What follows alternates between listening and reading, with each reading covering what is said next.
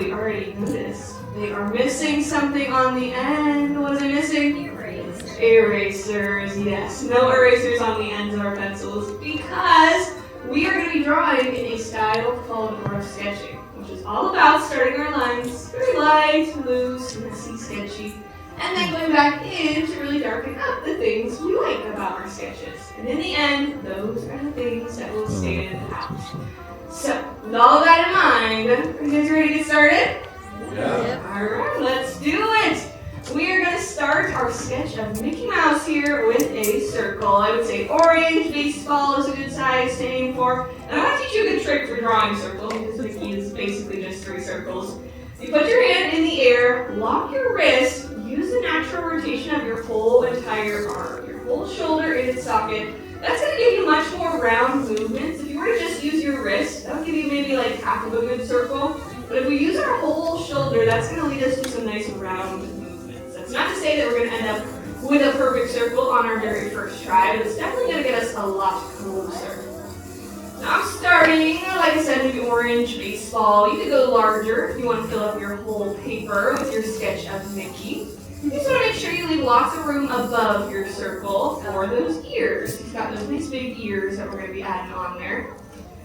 This does not have to be a perfect circle like you can see on my paper. Lots of messy, sketchy lines are all kind of working together to build up that shape. We want to add in some guidelines to our circle here as well. So I'm going to start by cutting it right in half, from top to bottom here. And then I like to think of this like I'm cutting a pizza into 4 equal slices. I'm going to go through the middle from left to right as well. Got a big plus sign right in the middle of our circle. And while we're adding in these guidelines, let's go ahead and add in some guidelines for his ears as well. His ears are going to sit roughly at about a 45-degree angle. So I'm going to cut these top pizza slices in half one more time. I'm going to end up with what looks like a letter V shape on the top half of our circle. And right about where those horizontal, or right about, where those diagonal lines are popping out of the sides of our circle is where we can place Mickey's ears in. Now, a good general rule of thumb, Walt Disney always said that you want the ears to be about half the size of Mickey's head. So you can even measure half the size of your original circle to give you a good idea of how big those ears should be. But we always say, if anything, go too big rather than too small with these ears. Because what ends up happening, we found, is that if you go too small with the ears, Mickey starts ending up looking like Mickey the Bear Cub or Mickey the Chipmunk. And we want to make sure that he stays looking like Mickey the Mouse. Go ahead and sketch in those ears, and nice and big. You could even make them the same size as his head if you want to. He would just kind of look like baby Mickey, but he's still growing into those ears. With our 3 circles in place here, there you have it, folks, your very own portrait of Mickey Mouse. Thank you for joining us today, everybody. Come on over us here. No, I'm just kidding.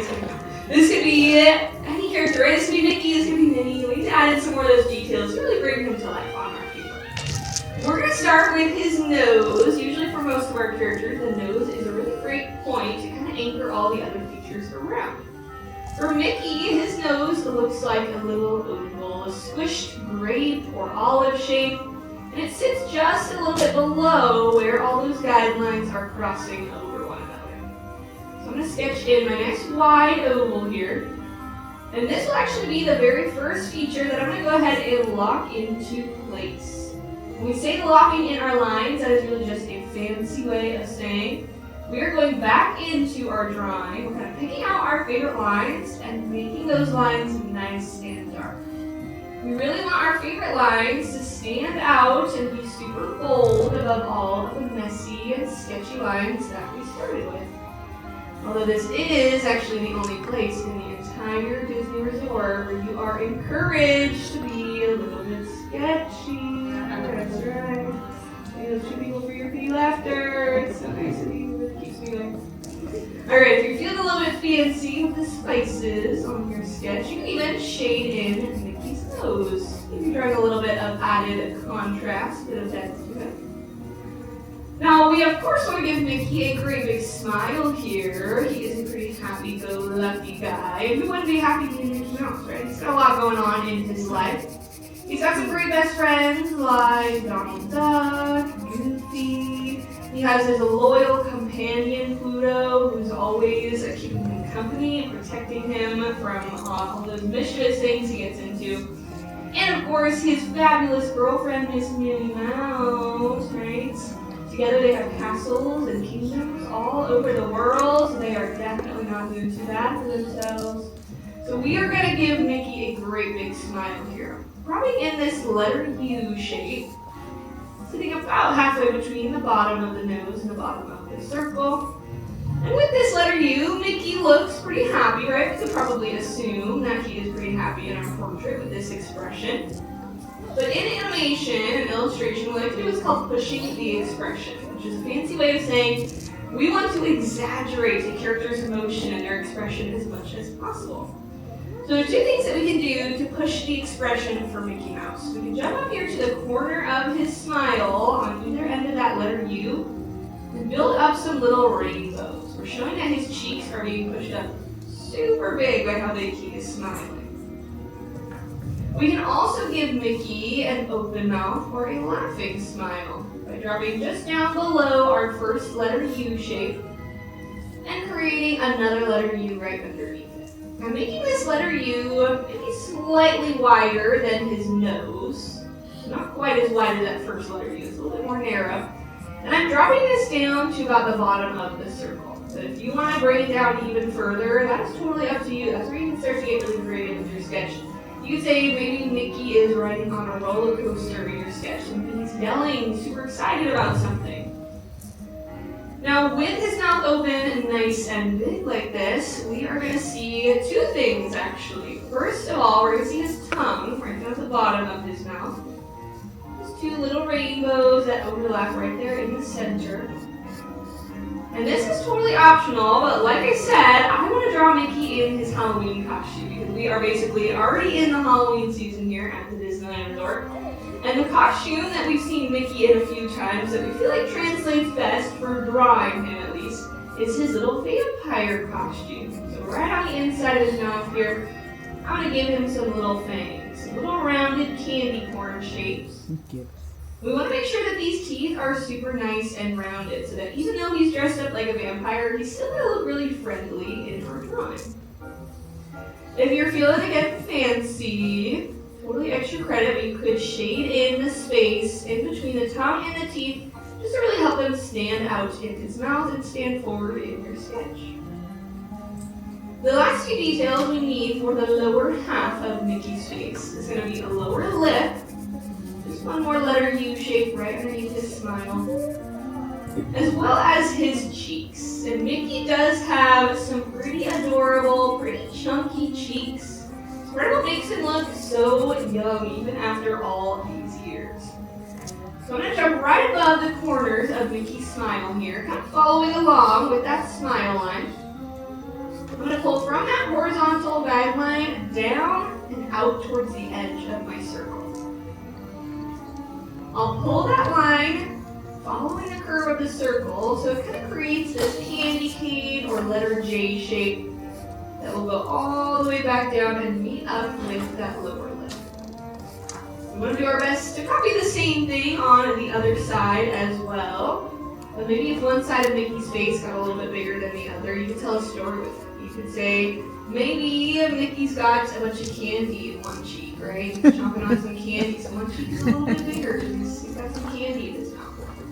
Really up to you. This is your drawing to get as creative with it as you like. And if you tell that story along with your sketch, nobody will know that that's not exactly how you meant to do it, right? Rough sketching is really all about storytelling. Now with these cheeks in place, I would say that is probably the hardest part of our sketches out of the way. And now we really get to focus on waking Mickey up and bringing him to life by adding in those eyes of his. The eyes are always going to be the most important feature for any character because that's where we're able to build emotional connections with the characters.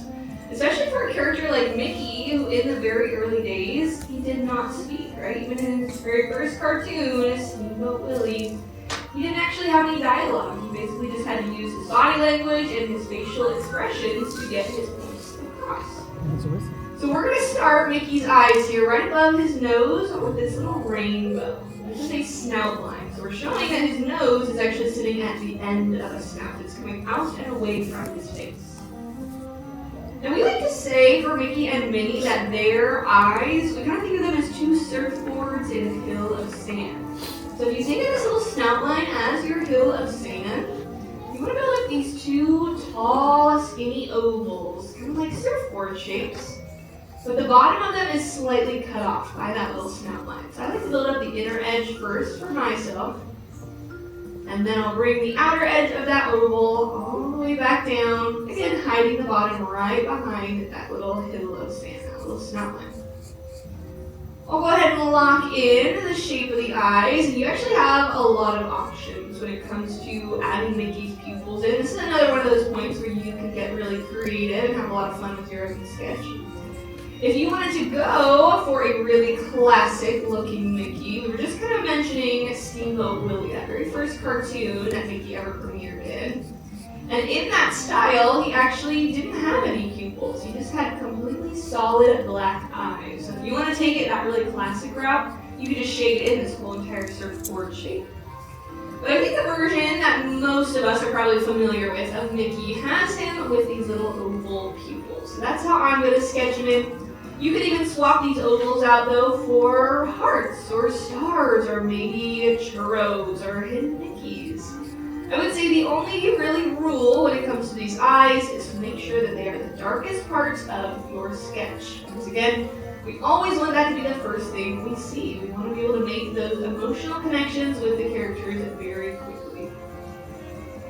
Something that also helps to make sure that the eyes are the focus of a sketch or of an animation is what we call a character mask. This is something that has been around since those very early days, and it's kind of stuck with Mickey's design ever since then. Feels very fitting for him being dressed as a vampire that this character mask starts with a little widow's peak. But he does still have this little widow's peak even when he's not dressed up as a vampire. I'm going to build in this curvy letter V right in the middle of his forehead. And I'm going to follow the curve of the circle out towards the shape of the ears. I'm following that favorite line of my circle there. And once I get around that diagonal guideline, or maybe a little bit before it, I'm going to start to bend this line back in to meet up with the top of Mickey's cheek. So it almost looks like we're creating this big letter M shape for Mickey Mouse. Now, in the very early days of Mickey Mouse's creation from Walt Disney, he actually wanted to name this guy Mortimer Mouse. It was actually his wife, Lillian Disney, who convinced him that Mortimer kind of sounded like a stuffy name, and that he should instead try to change it to something that ended with a smile. Because when you say Mickey, you kind of end with a smile, right? Mickey. And I feel like that is probably the best example of happy wife, happy life there. So I think Walt Disney really had it right, and his wife definitely had a very valid point there, because I think Mickey is a much cuter name than Mortimer. But Mortimer did actually end up being a name that was kind of used in the Mickey universe. Mortimer ended up becoming basically Mickey's rival, which is kind of funny to me. Alright, I went ahead and locked in my favorite line from the top of that circle there, because Mickey does still have that very round head shape. And I'm just meeting that right on the top of the cheeks on the outer side. We'll go ahead and lock in these ears as well. You could absolutely call it a day here if you wanted to, but I feel like because Mickey is dressed up in his vampire outfit, I want to add in a few more details that kind of show that costume for him. We want to really, again, kind of emphasize those details, emphasize the fact that he is dressed up as a vampire. And usually, I feel like when you think of a vampire, they are usually wearing those very high-collared capes. So that is what we're going to build in for Mickey here. We're going to build in the collar of the cape sitting on either side of his face. And we're going to show it meeting right in the middle with a little bow tie. We're going to show that it's lashed right underneath his chin with a cute little bow tie. So I'm going to start with that bow tie first. Once I've got these ears all locked in. Here we go. I'm going to go right underneath Mickey's chin and start very lightly with this circle. Slightly overlapping that lower lip there. We want to show that it's kind of tucked underneath his chin. And I'll lock in any portion of that circle that's not covered by his little lip. Right on either side of this circle, this will be the center of our bow tie. I'm going to build up what looks like these little tortilla chips, Dorito chip shapes for the outside shape of that bow tie. Kind of looks like he has a little piece of candy right underneath his chin here, again very fitting for the Halloween season. But to make it look a little bit more like a bow tie, I'm going to add in some little tension lines, just pulling right from the center of that bow tie. And like we said, we are showing the big collar of that cape that's kind of pulling from either side of Mickey's head here. So I'm going to bring out these little half rainbows from the side of his head shape. And then another curve right back in to meet with the side of his bow tie. So it almost looks like these number 7s or these little shark fin shapes that are going right on either side of his face. And of course, we'll do the same thing over on the right side as well. Now all of this is technically extra credit though. You could give Mickey any outfit that you want. I know the characters, when they meet out on Buena Vista Street too, they usually have their own costumes. I actually have not seen their costumes yet this year. I'm not sure what they are dressed up as this year. So you might have to go say hi to Mickey and see what his Halloween costume is out there on Buena Vista Street this year. Alright, so now regardless of any extra credit that you want to add in for your sketch though, the very last mark that any artist absolutely needs on their drawing is your signature. So make sure you find somewhere to sign your drawings nice and proud, because you've all just completed your very own portraits of the one, the only Mr. Mickey Mouse. Alright, very important question for everybody. In the end, did you have fun? Yes. Yeah. Alright, that is the best part about rough sketching. Real quick before we go, I would love to see how all of your sketches came out. So on the count of 3, look, your boards are out. Show them off nice and proud when you're done out. Ready? 1, 2, 3. Mickey, that's super cute. And the sketch was really nice. Like a line work down here in the front row. Fabulous. I love so many vampires out here. Okay, nice and shady as well. Fabulous work, everybody. These are masterpieces. Give yourselves a round